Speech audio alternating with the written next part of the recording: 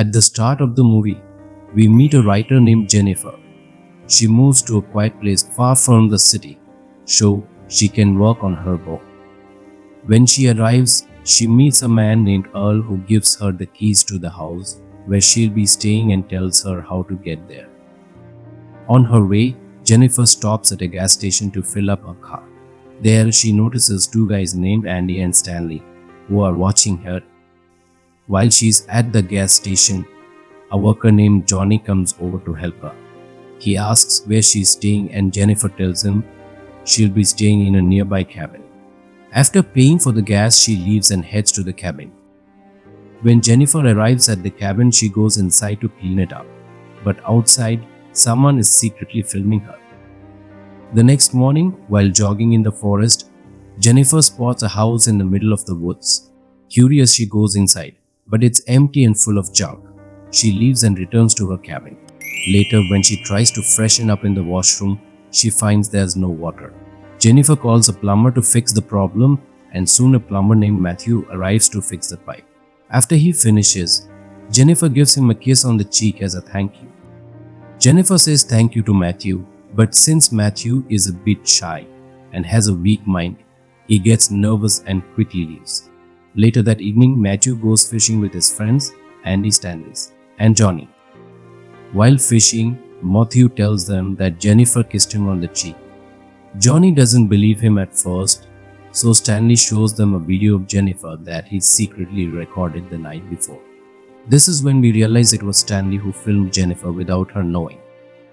After seeing the video, Johnny starts getting bad thoughts about Jennifer. That night, while Jennifer is asleep, she suddenly hears a noise coming from the door. When she checks, she finds a dead bird on her doorstep.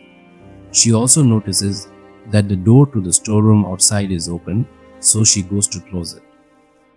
As she turns back, she sees a picture of the three guys, Andy, Stanley, and Johnny, on her cabinet.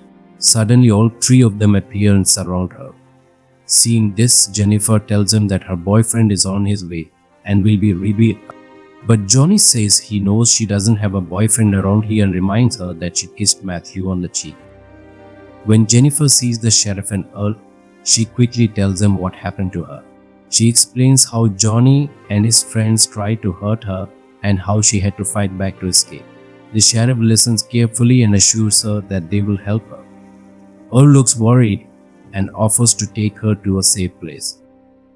The sheriff asks Jennifer if she wants to press charges against Johnny and the others. Feeling a mix of fear and determination, she nods and says she wants to make sure they can't hurt anyone else.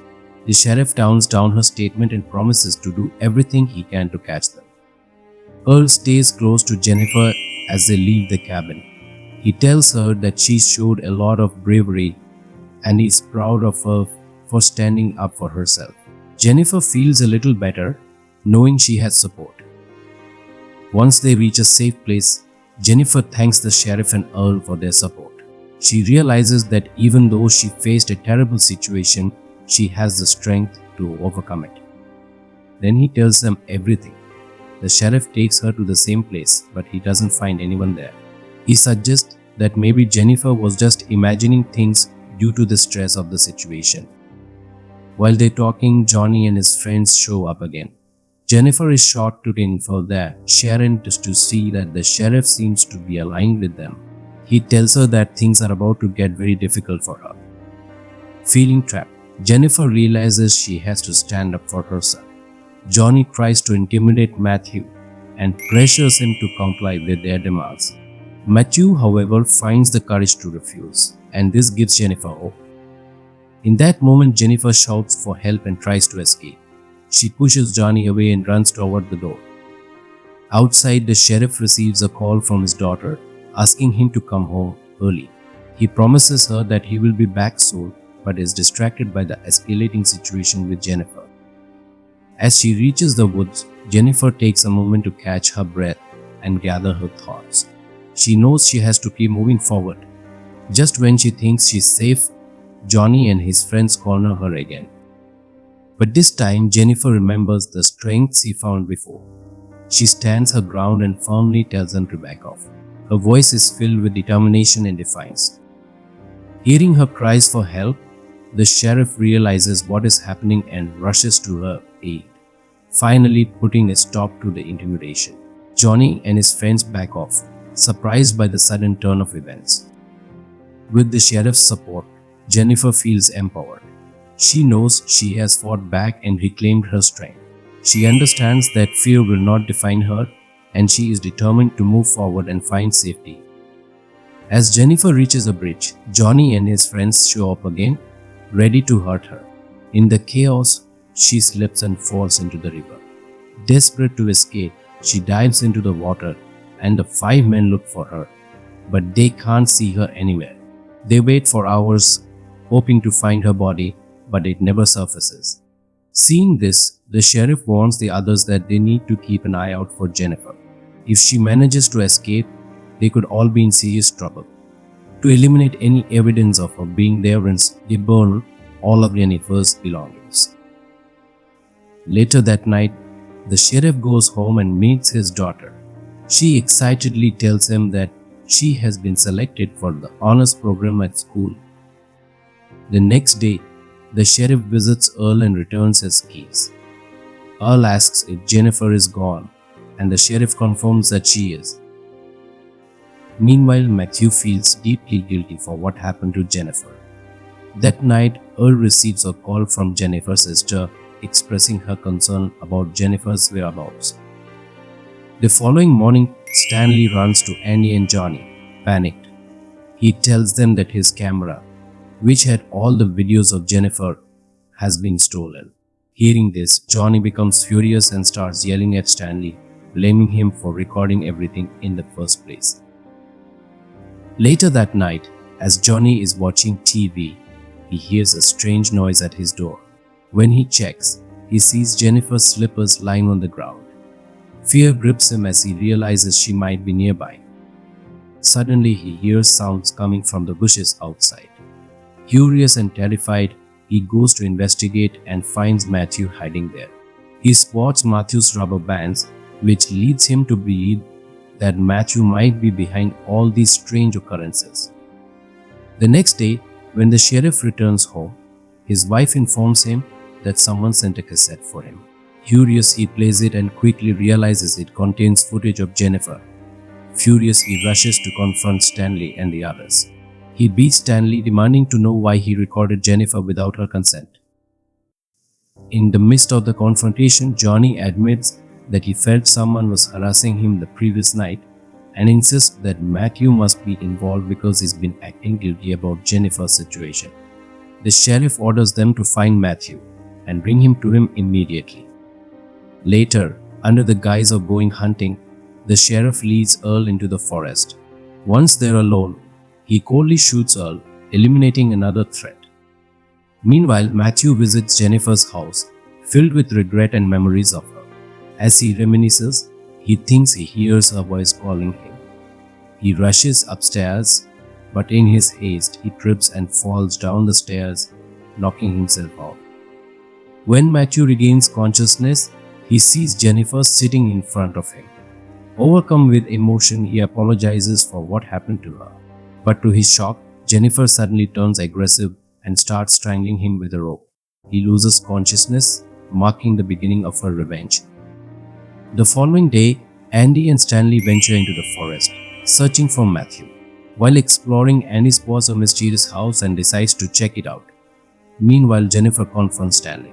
As he approaches her, ready to attack, he accidentally steps into a trap, immobilizing his leg. Hearing Stanley screams, Andy rushes back, but before he can react, Jennifer swiftly takes him down from behind, rendering him unconscious. She then turns her attention to Stanley and does the same, leaving no one to stand in her way. When Andy opens his eyes, he finds himself tied up over a bathtub. Confused and frightened, he sees Jennifer standing nearby. She turns on the water, filling the tub ominously. Meanwhile, Jennifer has Stanley tied to a tree. She begins recording him, taunting him as she prepares her next move. Picking up a piece of cloth, she ties it to the tree, emphasizing his helplessness. In a shocking display of cruelty, She cuts a fish and places its flesh near Stanley's eyes, inviting birds to come close. The birds begin to peck at the flesh, causing Stanley immense pain as he struggles against his restraints. After ensuring Stanley meets a grim fate, Jennifer heads back to Annie. She prepares a mixture, adding an acid powder to the water in the tub. She then produces a stick, using it to threaten Andy before shoving him into the water. He screams as the acid burns his face, leading to a tragic end. With her revenge underway, Jennifer makes her way to the petrol pump. There, she finds Johnny and kidnaps him, tying him up. She begins to torment him, her anger driving her actions. In a final act of vengeance, she forces him to face the consequences of his actions. He is left in agony as he realizes the depth of his wrongdoings. Meanwhile, the sheriff receives a call from his wife, who informs him that a teacher has come to their house to discuss their daughter. Curious, the sheriff asks to speak with the teacher. When he hears Jennifer's name on the phone, he freezes. The realization hits him Jennifer has returned, and she's not finished with her plans. When the sheriff finally arrives home, his wife tells him that the teacher has taken their daughter to the old playground. Panicking, he rushes there, but when he arrives, his daughter is nowhere to be found. Just then, Jennifer ambushes him in the car and kidnaps his daughter. After a struggle, the sheriff regains consciousness, finding himself face to face with Jennifer. He demands to know where his daughter is, but Jennifer counters with a chilling question. If someone did something like this to your daughter, what would you do? I would kill them, the sheriff replies, anger and fear coursing through him. Jennifer calmly tells him, that's exactly what I plan to do.